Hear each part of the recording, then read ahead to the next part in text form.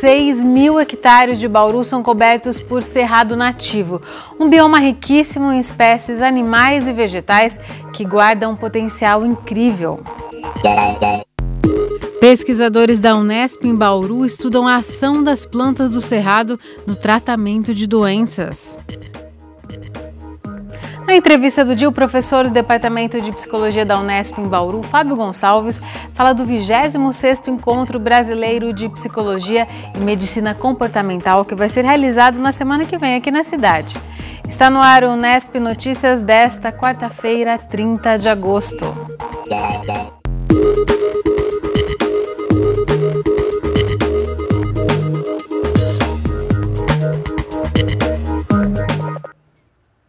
O Cerrado é o segundo maior bioma da América do Sul.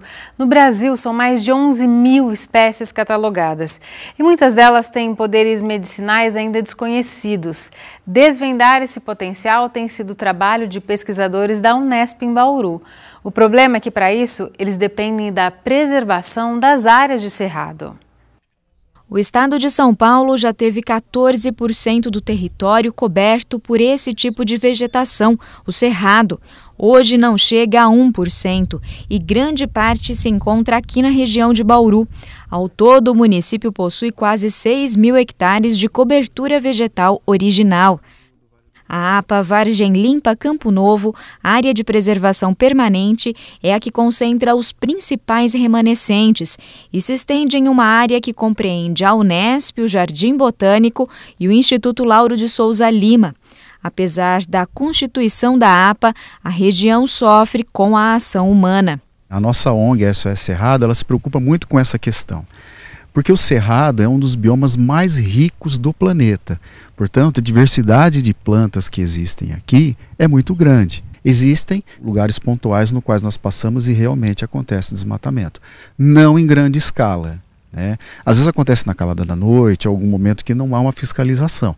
É por esse motivo que pesquisadores da Unesp em Bauru estão numa verdadeira corrida contra o tempo para tentar desvendar o potencial de algumas plantas do cerrado antes que elas desapareçam. Nelas pode estar o tratamento e até a cura para muitas doenças. Há pelo menos 17 anos, a professora Anne estuda a composição das plantas e o efeito medicinal das substâncias encontradas. O primeiro passo começa com a coleta das espécies, que ocorre dentro mesmo do campus da Unesp. A baúínia, popularmente conhecida como pata de vaca, é uma das que apresentaram os resultados mais significativos ao longo das pesquisas. No laboratório, as folhas dessa planta são submetidas a várias etapas para que as substâncias com a ação medicinal sejam extraídas. Depois de identificadas, elas são testadas em parceria com o Laboratório de Fisiologia do Pâncreas Endócrino, do Departamento de Educação Física. A gente pode conhecer a química das plantas para diversas ações, com vários objetivos diferentes. Desde os bem básicos de botânica mesmo, para ajudar na taxonomia, que a gente fala, que é a parte de dar nome, entender a evolução, né? Até o objetivo principal, que é o nosso hoje, que é de ver o potencial como obtenção para fitoterápicos, para diversas doenças. Luiz é orientando de pós-doutorado da professora Anne e, desde a graduação, trabalha com a pata de vaca. A ideia, desde a iniciação científica, foi descobrir as substâncias presentes no extrato de baúínia, né? Então, ao longo dos trabalhos, a gente, juntamente com outros laboratórios, a gente descobriu que ela melhorava o quadro diabético. E com isso a gente foi identificando as substâncias que eram responsáveis por essa atividade, né? Outro ponto levantado pela pesquisa do estudante, que foi feita em parceria com a Universidade de Genebra, na Suíça, é a composição das plantas encontradas aqui na região de Bauru. A gente observou esse perfil químico desta espécie em diferentes ambientes. Em Goiás, Mato Grosso do Sul, Minas e várias populações aqui de São Paulo. E, curiosamente, a gente descobriu que esta substância ativa, né, que é responsável pela atividade medicinal, ela se encontra em maior quantidade nas populações aqui da nossa região do Cerrado de Bauru. Diante dos resultados tão significativos para a melhora do quadro crônico do diabetes, os pesquisadores decidiram fazer um pedido de patente para assegurar o uso das substâncias encontradas. Poucos extratos, poucas metodologias foram patenteadas, né, o que coloca o Brasil um passo atrás de outros países, né, que possuem bem mais processos e metodologias patenteadas. Mas essa não é a única condição que coloca o país em desvantagem. O desconhecimento sobre o potencial do cerrado e a degradação dessas áreas também são ameaças para as pesquisas.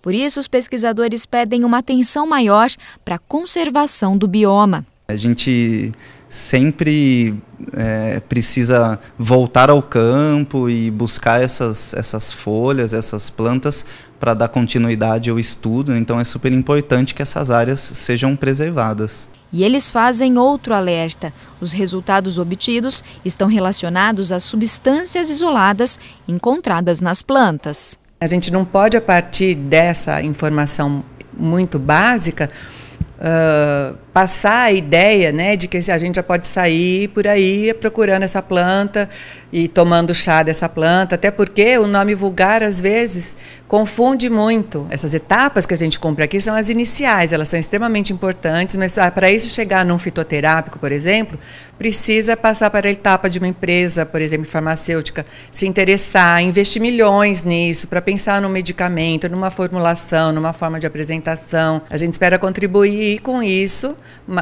né, ao longo do tempo, mas a nossa função aqui é muito primordial. E no que depender da chuva, o Cerrado Bauruense vai continuar seco. Os detalhes na previsão do tempo com informações do IPMET e do CPTEC. Sol entre nuvens amanhã na maior parte do estado. Por causa da passagem de uma frente fria pelo litoral, pode chover fraco em pontos isolados na região sul e na faixa leste. Em Bauru, tempo aberto nesta quinta-feira. A umidade do ar agora está de novo em nível de atenção, é de 22%. Os ventos sopram fracos a apenas 3 km por hora. Hoje, no início do dia, fez 17 graus. À tarde, a temperatura subiu para 33. É praticamente a mesma variação prevista para amanhã. Mínima de 17, máxima de 32 graus. Depois do intervalo, o professor da Unesp, Fábio Gonçalves, fala do Encontro Brasileiro de Psicologia e Medicina Comportamental, que vai ser realizado em Bauru na semana que vem. Voltamos já já. Começa na semana que vem na Unesp em Bauru o 26º Encontro Brasileiro de Psicologia e Medicina Comportamental. O evento é organizado pela Associação Brasileira de Psicologia e Medicina Comportamental e tem como tema Ciências do Comportamento, Políticas Públicas e Justiça Social. Para falar sobre o encontro, recebemos um dos coordenadores, o professor do Departamento de Psicologia da Unesp em Bauru, Fábio Gonçalves. Fábio, muito obrigada por sua presença aqui no Unesp Notícias. Imagina, eu que agradeço, é um prazer. Fábio, antes da gente falar do evento em si, gostaria que você explicasse um pouquinho de que forma se trabalha dentro da análise do comportamento, que é o foco do evento. Né? Então, a análise do comportamento, ela é uma das vertentes da psicologia que trabalha o comportamento como a interação entre o organismo, a pessoa e o seu ambiente. Então a gente vai entender tudo que a gente faz, tudo que a gente pensa, tudo que a gente sente como uma interação com o nosso ambiente. Né? É um pouco diferente da ideia de que assim, não, nós somos máquinas movidas pelo ambiente, mas a gente vai interagir, provocar mudanças no ambiente e essas mudanças vão ter efeitos sobre o nosso comportamento. E esses conceitos da análise do comportamento, eles podem ser aplicados em diferentes áreas. Se a gente for olhar a programação do encontro na semana que vem, são pesquisas em áreas diversas, né? Exatamente, né? Quer dizer, a gente tem aplicações em qualquer área em que haja comportamento, né? Acho que essa é uma das grandes dificuldades da psicologia de uma maneira geral, porque o comportamento está em tudo. Né? Ele está nas empresas, ele está nos hospitais, na saúde, nos transtornos mentais, né? Na educação. Então, todas essas áreas a gente tem contribuições a fazer a partir da análise dessa interação entre a pessoa e seu ambiente. E para quem está interessado no encontro, como que a pessoa deve se organizar para acompanhar essas palestras com temas bem variados? Elas serão simultâneas? Tem que ir bem focado naquele tema que lhe interessa. Sim, né? Na verdade, a gente tem uma diversidade de assuntos, né? Eu brinco que é um cardápio para todos os gostos, né? Quem está mais interessado nos aspectos sociais, de políticas públicas, né? Esse é o grande mote do evento desse ano. Vai ter bastante coisa, mas a gente vai ter muita coisa nas áreas clínicas, em área hospitalar, na educação também é um ponto muito forte, no tratamento de transtornos do desenvolvimento, como por exemplo os transtornos do espectro autista, né? E também muita coisa de pesquisa básica, né? Que é um dos pilares também importantes da nossa abordagem. Né, o trabalho lá de laboratório, isolando variáveis, isolando cada pedacinho dessas relações. Então, além das oficinas, das palestras, o tema do evento, né, que vai falar de políticas públicas e justiça social, ele deve aparecer de que forma nessas discussões? Então, a gente tem simpósios específicos, né, sessões, e aí são várias sessões ao longo do Congresso para discutir esses temas, né, que é um dos focos, né, para que a gente possa mostrar para todo mundo que a gente tem contribuições no planejamento, né, de políticas públicas, né, sempre procurando aumentar aí o que a gente chama de justiça social, a igualdade, a equidade, né, e os direitos humanos. Queria aproveitar a sua presença, professor, falando de políticas públicas. Uma das suas áreas de pesquisa é abuso de drogas. E a gente sabe, quando se fala em gestão pública, é um tema sempre muito em evidência, é um desafio. De que forma as suas constatações, as pesquisas nessa área da análise do comportamento poderiam ser mais bem aproveitadas para a elaboração de políticas públicas? Existe hoje muito equívoco na hora de se combater o uso de drogas? Então, acho que a gente tem muito equívoco, né? Eu falei da dificuldade da psicologia porque comportamento está em todos os lugares, né? Todo mundo tem uma receita para mudar o comportamento. Com o uso de drogas não é diferente, né? Todo mundo acha que sabe como resolver, né? Mas as pesquisas que a gente tem na área, tanto pesquisas de laboratório, pesquisas clínicas, pesquisas com usuários de droga, né, mostram que a maneira mais eficiente de lidar com isso é avaliando as alternativas que essas pessoas têm. Né? Quer dizer, a gente distribui o nosso comportamento por uma série de atividades. O grande problema do abuso ou da dependência de droga, mais especificamente, é que essas pessoas não distribuem mais seu comportamento, elas só fazem aquilo. Só focam, né, no vício, exatamente, vivem em função daquilo. Né? Em todo o comportamento gira em conseguir a droga, tomar a droga e assim por diante. Né? Então é um repertório que é muito restrito. Né? Então uma das grandes estratégias que foi desenvolvida nos Estados Unidos, isso está muito forte, é você oferecer alternativas e ampliar esse repertório. Você não mexe no comportamento de droga, né, de uso da droga. Você não vai internar, até porque, como a gente entende o uso de droga na relação com o ambiente, se eu afastar ele do ambiente, eu não vou resolver nada, eu não vou mudar essas relações. Né?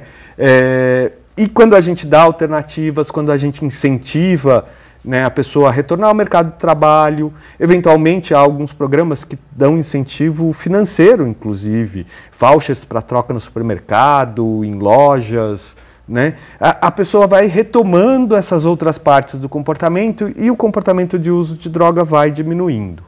Quer dizer, uma abordagem totalmente diferente do que se faz hoje, que é criminalizar o usuário. Exatamente. Aliás, isso é uma outra característica da nossa abordagem, né? A gente luta muito para ter alternativas aos mecanismos de punição e de coerção, né? A gente entende que esses mecanismos, eles são pouco eficientes e trazem muitos efeitos colaterais indesejados. Né? Então a nossa busca é sempre por outras alternativas e tem funcionado bastante bem. Então essas e outras discussões igualmente pertinentes, elas vão ser feitas a partir de quinta-feira, né, professor? No feriado começa o encontro, exatamente, vai até domingo. E quem que pode participar? Ainda é possível se inscrever? Sim. Na verdade, o evento é aberto, não há necessidade, né? Lógico que a gente tem uma predominância de psicólogos, de pessoas que lidam com com saúde mental em geral, muitos estudantes, né, mas também advogados, né, esse ano, como a gente vai tratar desses temas de políticas, né, advogados, administradores são bem-vindos. A gente vai ter inscrição no local, né, eu aconselho a chegar no dia 7 de setembro para não perder os minicursos, que estão muito interessantes, né, e a pessoa pode fazer a inscrição tranquilamente. Mais informações então aí no site do evento. Eu agradeço a sua presença aqui, professor. Imagina, eu que agradeço. O Unesp Notícias fica por aqui. Se você quiser rever o conteúdo desta edição, acesse o site da TV Unesp ou a página no Facebook. A gente volta amanhã. Tchau!